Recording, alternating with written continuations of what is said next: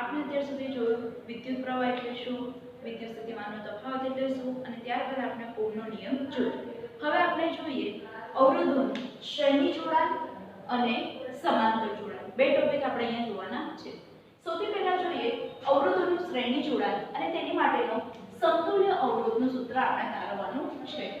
સૌથી પહેલા પરિપથ તૈયાર કરતા તો બધાને આપણને આવડે છે. અહીંયા આપણે પરિપથ તૈયાર કર્યો છે, તમે જોઈ શકો છો.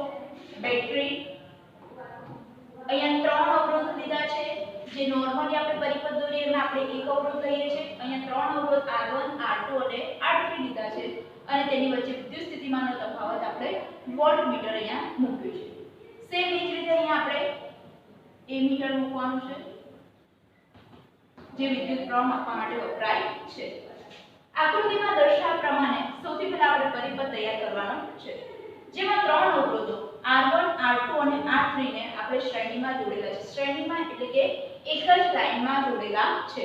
અહીંયા દેખીએ છે તો કે શ્રેણી એટલે શું, તો કે સિરીઝ. એક જ લાઈનમાં આપણે એને ગોઠવ્યા છે. ત્રણ પરિપથ, ત્રણ અવરોધ R1, R2 અને R3.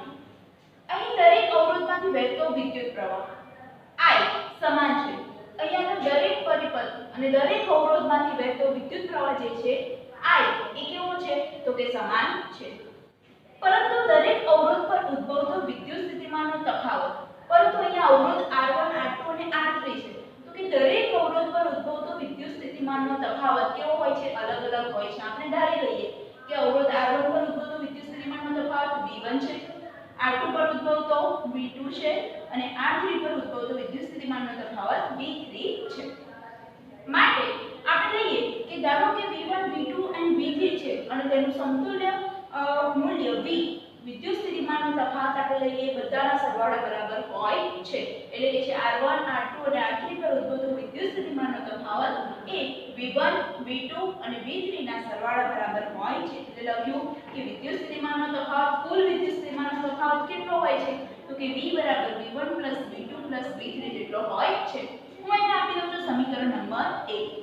ઓકે, ફરીથી યાદ કરીએ. શ્રેણી જોડાણમાં જ્યારે અવરોધોને શ્રેણી જોડાણમાં જોડવામાં આવે ત્યારે તેમાં વહેતો વિદ્યુત પ્રવાહ કેવો હોય છે, તો કે સમાન હોય છે. પરંતુ દરેક અવરોધ પર ઉદ્ભવતો વિદ્યુત સ્થિતિમાનનો તફાવત જુદો જુદો હોય છે. હવે આગળ જોઈએ. વિદ્યુત પરિપથમાં વહેતો વિદ્યુત પ્રવાહ I છે. ત્રણેય અવરોધોના સ્થાને સમતુલ્ય અવરોધ આપણે લઈ લઈએ R. ત્રણેય અવરોધો છે R. ત્રણેય અવરોધો R1, R2 અને R3 છે. એના સમતુલ્ય સ્થાને હું લઈ લઉં છું R. આમ સમગ્ર પરિપથને ઓહમનો નિયમ લાગુ પાડીએ તો મારે લખવું હોય તો કે દરેક અવરોધ પર દરેક વોલ્ટેજ બરાબર વિદ્યુત સ્થિતિમાનનો તફાવત આપણે લઈ લીધો V. પછી બીજું લીધું કે પરિપથમાંથી વહેતો વિદ્યુત પ્રવાહ I છે અને બીજું લીધું કે અવરોધ R1, R2 અને R3 નો કુલ અવરોધ આપણે લઈએ R છે. તો હું ઓહમનો નિયમ આપણે જોઈ ગયા કે ઓહમનો નિયમ શું છે, તો કે વાહકતામાં વહેતા વિદ્યુત પ્રવાહનું મૂલ્ય એ તેના પર લાગુ પાડેલા વિદ્યુત સ્થિતિમાનના સમપ્રમાણમાં હોય છે. માટે આપણે એની માટે લખ્યું હતું V ચલ I. પણ અહીંયા ચલ એ શું છે, તો કે સમપ્રમાણતાનો અચળાંક છે. માટે ચલ દૂર કરીને આપણે લખતા હતા V બરાબર R I. આને આપણે ઓહમનો નિયમ કહ્યું હતું. અહીંયાથી પણ આપણે ઓહમનો નિયમ યાદ કરી દે ફરી, તો કે વાહક પર લાગુ પાડેલા વિદ્યુત સ્થિતિમાનના તફાવતના સમપ્રમાણમાં હોય છે. એટલે કે વાહકતામાં ઉદ્ભવતો વિદ્યુત પ્રવાહ કેટલો હોય છે, તો કે વાહકતામાં ઉદ્ભવતો વિદ્યુત પ્રવાહનું મૂલ્ય એ વાહક પર લાગુ પાડેલા વિદ્યુત સ્થિતિમાનના તફાવતના સમપ્રમાણમાં હોય છે. માટે અહીંયા સમપ્રમાણતા અચળાંક દૂર કરીએ છીએ અને ત્યાં આગળ આપણે શું મૂકીએ છીએ R. તો કે R એ શું છે, તો કે અવરોધ તારમાં ઉદ્ભવતો અવરોધ દર્શાવે છે. માટે આ ઓહમનો નિયમ છે અને એનું સૂત્ર શું છે, તો કે V બરાબર I R બોલીએ છીએ આપણે. માટે લખ્યું કે પરિપથમાં જુઓ વિદ્યુત સ્થિતિમાનનો તફાવત પણ છે, વિદ્યુત પ્રવાહ પણ વહે છે અને સમતુલ્ય અવરોધ R લઈ લઈએ તો પરિપથ પર ઓહમનો નિયમ લગાડીએ તો શું થાય, તો કે V બરાબર I R. હવે કે છે કે આ તો આપણે સમતુલ્ય અવરોધ માટે લખ્યું કે V બરાબર I R, પરંતુ ત્રણેય અવરોધને અલગ અલગ ઓહમનો નિયમ લાગુ પાડો.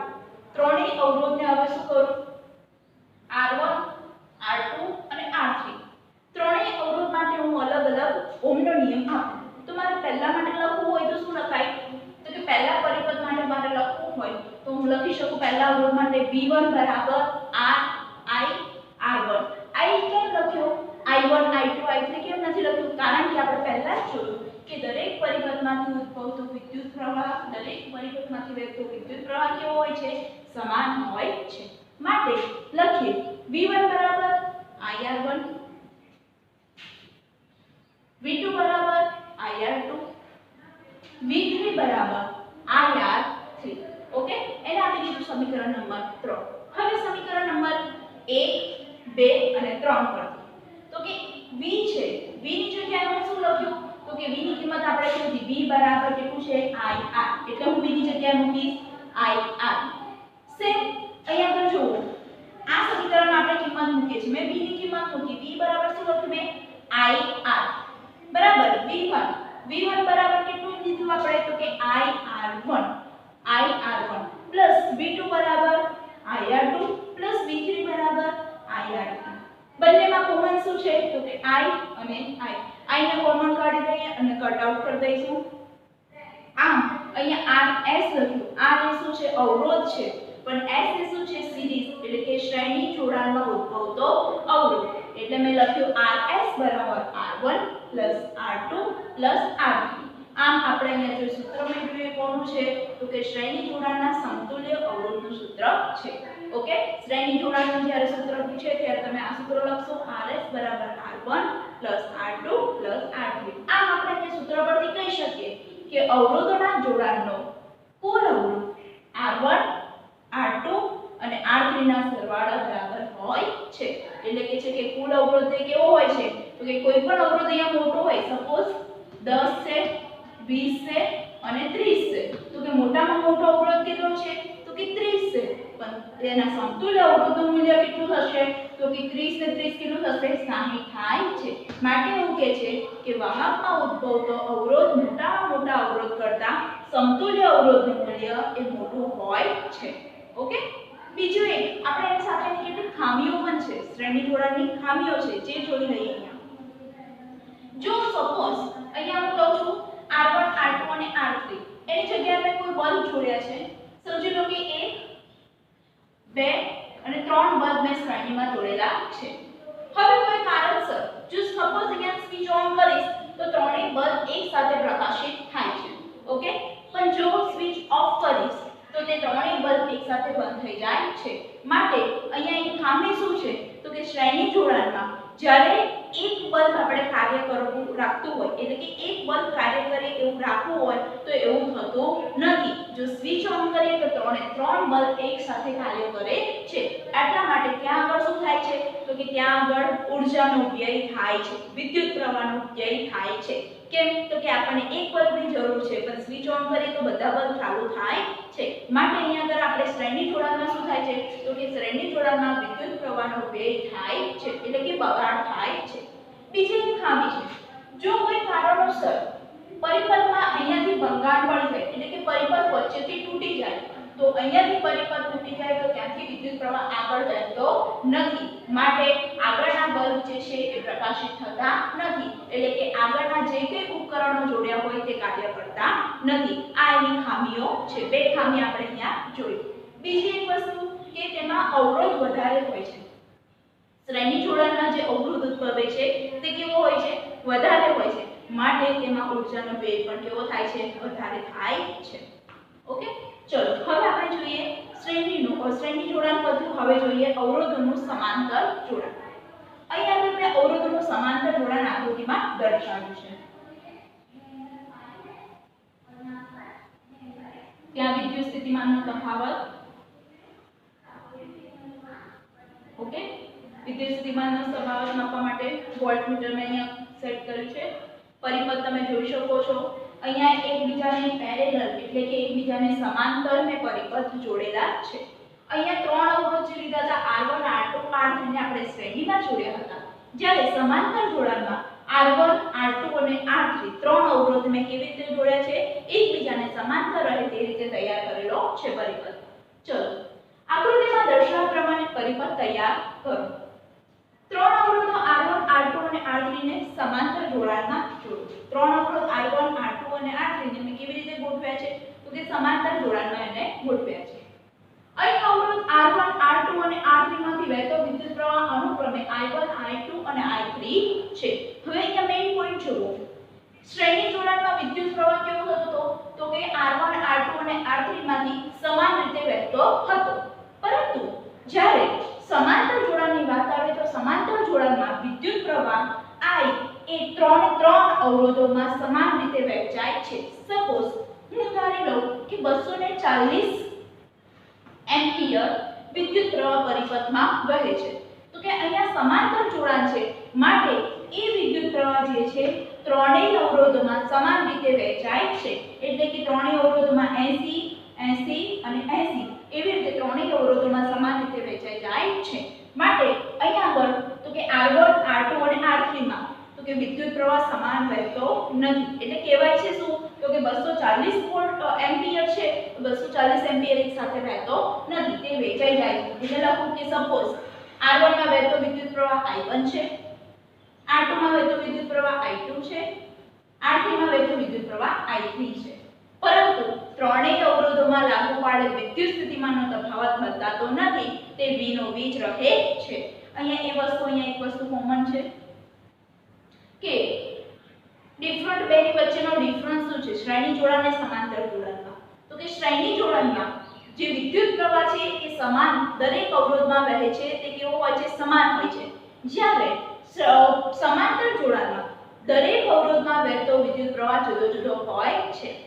શ્રેણી જોડાણમાં તો કે દરેક અવરોધ વચ્ચે લાગુ પાડેલા વિદ્યુત સ્થિતિમાનનો તફાવત અલગ અલગ હોય છે, જ્યારે સમાંતર જોડાણમાં દરેક અવરોધ વચ્ચે લાગુ પાડેલા વિદ્યુત સ્થિતિમાનનો તફાવત સમાન રહે છે, એટલે કે અહીંયા V અચળ હોય છે, V નું મૂલ્ય બદલાતું નથી. ચલો જોઈએ. I એ સંયોજનની દરેક શાખામાંથી વહેતા અલગ અલગ વિદ્યુત પ્રવાહનો સરવાળો જેટલો હોય છે, માટે I બરાબર હું લખું કે I કુલ વિદ્યુત પ્રવાહ કેટલો તો કે I બરાબર I1 વત્તા I2 વત્તા I3. ધારો કે Rp એ અવરોધોના સમાંતર જોડાણના સમતુલ્ય અવરોધ છે, તો કે Rp એટલે કે P એ શું દર્શાવે છે તો કે પેરેલલ એટલે કે સમાંતર જોડાણ, માટે મેં અહીંયા લખ્યું છે સમાંતર જોડાણનો અવરોધ દર્શાવવા માટે મેં વાપર્યું છે Rp એ અવરોધોના સમાંતર જોડાણનો સમતુલ્ય અવરોધ છે. અવરોધોના સમાંતર જોડાણને ઓહમનો નિયમ લાગુ પાડે. ઓહમનો નિયમ આપણે આગળ જોયું કે જોડાણને P બરાબર IR, પણ હું I ને સૂત્રનો કરતા બનાવું તો હું શું લખી શકું તો કે I બરાબર V ના છેદમાં R. માટે મેં લખ્યું અહીંયા સમતુલ્ય પરિપથ માટે મેં સૂત્ર લાગુ પાડ્યું તો કે I બરાબર V ના છેદમાં RP. સેમ હવે મેં આ એક અવરોધ માટે લાગુ પાડ્યું, સમતુલ્ય અવરોધ માટેનું સૂત્ર લીધું છે કે I બરાબર V ના છેદમાં RP, પરંતુ અહીંયા ત્રણેય અવરોધે એ સૂત્ર લાગુ પાડ્યું તો શું લખી શકું તો કે I1 બરાબર અવરોધ R1 માટે મારે લખવું હોય તો શું લખું I1 બરાબર V ના છેદમાં R1. V બદલાતો નથી કે તો કે દરેક અવરોધ પર લાગુ પાડેલો વિદ્યુત સ્થિતિમાનનો તફાવત સમાન રહે છે, માટે V એવો ને એવો. I2 બરાબર V ના છેદમાં R2, I3 બરાબર V ના છેદમાં R3. સમીકરણ નંબર 3 આપી દીધું. સમીકરણ 1 2 અને 3 પરથી મારે સૂત્ર લખવું હોય એટલે કે જે સમીકરણ 2 અને 3 ની કિંમતો સમીકરણ 1 માં મૂકી તો કે I બરાબર આપણે શું લખ્યા તો કે V ના છેદમાં RP, એટલે I ની જગ્યાએ મેં મૂકી દીધું V ના છેદમાં RP. I1 ની જગ્યાએ મૂકીશ V ના છેદમાં R1 પ્લસ I2 ની જગ્યાએ મૂકીશું V ના છેદમાં R2 અને પ્લસ I3 ની જગ્યાએ મૂકીશ V ના છેદમાં R3. V કોમન નીકળશે એટલે કટ આઉટ થઈ જશે. ઓકે, તો રહેશે આપણી જોડે શું તો કે 1/Rp બરાબર 1/R1 plus 1/R2 plus 1/R3. આ મને જે મળ્યું એ કેવું છે તો કે અવરોધોનું સમતુલ્ય મૂલ્ય જે મળે છે જો એકબીજાને સમાંતર જોડેલા અવરોધોનો સમતુલ્ય અવરોધનું વ્યસ્ત દરેક અવરોધના વ્યસ્તના મૂલ્યના સરવાળા બરાબર હોય છે, માટે અહીંયા સમાંતર જોડાણમાં જ્યારે પરિપથને જો અવરોધોને સમાંતર જોડાણમાં જોડવામાં આવે તો ઉદ્ભવતો અહીંયા જે અવરોધ જે મળે છે સમતુલ્ય અવરોધ જે મળે છે એ નાનામાં નાનો મળે છે. કેમ તો કે તે વ્યસ્ત પ્રમાણમાં છે, દરેક અવરોધના વ્યસ્ત પ્રમાણના સરવાળા બરાબર છે, માટે તે કેવું મળે છે આપણને નાનામાં નાનું મળે છે. ઓકે, એટલે કે છે કે અહીંયા આગળ જ્યારે પરિપથમાં સમાંતર જોડાણ રાખવામાં આવે તો અવરોધનું મૂલ્ય ઓછું થાય છે, એટલે કે અવરોધ કેવો થાય છે ઘટે છે. બીજી એક વસ્તુ આપણે યાદ કરીએ કે જેટલો અવરોધ વધુ એટલો વિદ્યુત પ્રવાહનો વેગ વધારે થાય છે, વિદ્યુત પ્રવાહનો બગાડ વધારે થાય છે. કેમ? અવરોધનું કાર્ય શું છે? તો કે અવરોધ એ વિદ્યુત પ્રવાહને અટકાવે છે, તેના વહનના દરને કેવો કરે છે? ઓછો કરે છે. માટે શ્રેણી જોડાણમાં વિદ્યુતનો બગાડ વધારે થાય છે, જ્યારે સમાંતર જોડાણમાં અવરોધનું મૂલ્ય વ્યસ્ત પ્રમાણમાં છે. એટલે કે અવરોધ ઉદ્ભવે છે, પરંતુ કેવો ઉદ્ભવે છે? ઓછો ઉદ્ભવે છે. માટે ત્યાં આગળ વિદ્યુત પ્રવાહનો બગાડ થતો નથી. બીજી વસ્તુ, જેવું આપણે એની ખામી જોઈ હતી એ રીતે અહીંયા જોઈએ કે સમાંતર જોડાણના ફાયદા શું છે, સમાંતર જોડાણથી આપણને શું ફાયદો થાય છે? તો કે સમાંતર જોડાણમાં સપોઝ અહીંયા ત્રણ બલ્બ જોડ્યા છે, મેં 1 2 અને 3. હવે ત્રણ બલ્બમાંથી દરેક બલ્બ માટે અલગ પ્રકારની સ્વિચ આપેલી હોય છે. તમારા ઘરમાં જે જોડાણ છે, લાઇટનું જે જોડાણ છે, એ કયું જોડાણ છે? સમાંતર જોડાણ છે. તમે જાણો છો જે સ્વિચ ઓન કરો એની લાઇટ ચાલુ થાય છે, પંખો ચાલુ થાય છે. એ જ રીતે કેમ? તો કે તમારા ઘરમાં કયું જોડાણ કરેલું હોય છે? સમાંતર જોડાણ કરેલું હોય છે, અને દરેક ઉપકરણ માટે એક અલગથી સ્વિચ આપેલી હોય છે. અહીંયા જો સપોઝ કોઈ એક બલ્બ બગડી ગયો, જેમ કે હું ધારી લો કે સપોઝ 2 નંબરનો જે બલ્બ છે એ બગડી ગયો, તો બાકીના જે ઉપકરણ છે એ તો ચાલુના ચાલુ જ રહે છે, એ બગડતા નથી. માટે અહીંયા સમાંતર જોડાણનો ફાયદો એ છે કે જો કદાચ એકાદ બલ્બ બગડી જાય અથવા તો કોઈ કારણોસર એક પરિપથમાં ભંગાણ આવે તો માત્ર એ જ બલ્બ કે એ જ પરિપથ કાર્ય કરતો નથી, બાકીના જે પરિપથ છે એ કાર્ય કરે છે. ઓકે, અહીંયા આગળ આપણે જોયું અવરોધોનું શ્રેણી જોડાણ અને ત્યારબાદ જોયું અવરોધોનું સમાંતર જોડાણ. હવે આપણે લાસ્ટ ટોપિક બાકી છે જૂલનો નિયમ, જે જોઈએ. હવે જોઈએ આપણે જૂલનો તાપીય નિયમ સમજાવો. ધારો કે અવરોધ R ના બે છેડા વચ્ચે વિદ્યુત સ્થિતિમાનનો તફાવત V અને R માંથી પસાર થતો પ્રવાહ I છે. અવરોધ R માંથી પસાર થતો પ્રવાહ I છે. અહીંયા પરિપથ આપણે તૈયાર કરેલો છે કે ભાઈ ધારો કે અવરોધ R ના બે છેડા વચ્ચેનો વિદ્યુત સ્થિતિમાનનો તફાવત કેટલો છે? V છે, અને અવરોધ R માંથી પસાર થતો વિદ્યુત પ્રવાહ I છે. ધારો કે t સમયમાં q વિદ્યુતભાર પસાર થવા છે. ધારો કે t સમયમાં કેટલો વિદ્યુતભાર પસાર થાય છે? તો કે t સમયમાં q જેટલો વિદ્યુતભાર પરિપથમાંથી પસાર થાય છે. તેથી v વિદ્યુત સ્થિતિમાનના તફાવત હેઠળ q વિદ્યુતભારને ગતિ કરાવવા માટે કરવું પડતું કાર્ય, તો કે v વિદ્યુત સ્થિતિમાન કે q વિદ્યુતભારને ગતિ કરાવવા માટે વિદ્યુત સ્થિતિમાનના તફાવત હેઠળ q વિદ્યુતભારને ગતિ કરવા માટે કરવું પડતું કાર્ય, તો કે કાર્ય બરાબર કેટલું થશે? તો કે v ગુણ્યા q. કયો નિયમ લાગ્યો અહીંયા આગળ આપણે? તો કે આગળ આપણે જોઈ ગયા નિયમ કે વિદ્યુત સ્થિતિમાનનો તફાવત એટલે શું? તો કે એકમ ધન વિદ્યુતભારને વિદ્યુત સ્થિતિમાનના અથવા તો એકમ ધન વિદ્યુતભારને બે છેડામાંથી એક છેડેથી બીજા છેડે સુધી લઈ જવા માટે જે કંઈ કાર્ય કરવું પડે છે તેને આપણે કહીએ છીએ વિદ્યુત સ્થિતિમાનનો તફાવત. માટે આપણે લખાય કે વિદ્યુત સ્થિતિમાનનો તફાવત V બરાબર કરેલું કાર્ય અને તે માટે કેટલો વિદ્યુતભાર છે? કે કરેલું કાર્ય બરાબર, તો કે વિદ્યુત સ્થિતિમાનનો તફાવત બરાબર શું થશે? કે કરેલું કાર્ય અને એ વિદ્યુતભાર. તો કે અહીંયા આગળ આપણે શું શોધવાનું છે? તો કે કાર્ય કેટલું કરવું પડે છે, કાર્ય શોધવાનું છે. તો હું કાર્યને સૂત્રનો કરતા બનાવું તો મારે લખાય કાર્ય બરાબર V ગુણ્યા Q. માટે અહીંયા આપણને એકમ ધન વિદ્યુતભારને આપણે લઈ જવા માટે વિદ્યુત સ્થિતિમાનના તફાવત હેઠળ q વિદ્યુતભારને ગતિ કરાવવા માટે આપણે કેટલું કાર્ય કરવું પડે છે? કે કરવું પડતું કાર્ય બરાબર VQ.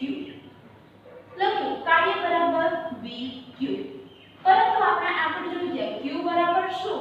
તો કે આપણે જોઈ ગયા I ગુણ્યા T. કરું તો કે I બરાબર q ના છેદમાં T. ઓકે, માટે મેં q બરાબર લખવું હોય તો મારે શું લખાય? તો કે વિદ્યુત પ્રવાહની વ્યાખ્યા પ્રમાણે હું લખી શકું q બરાબર I ગુણ્યા T.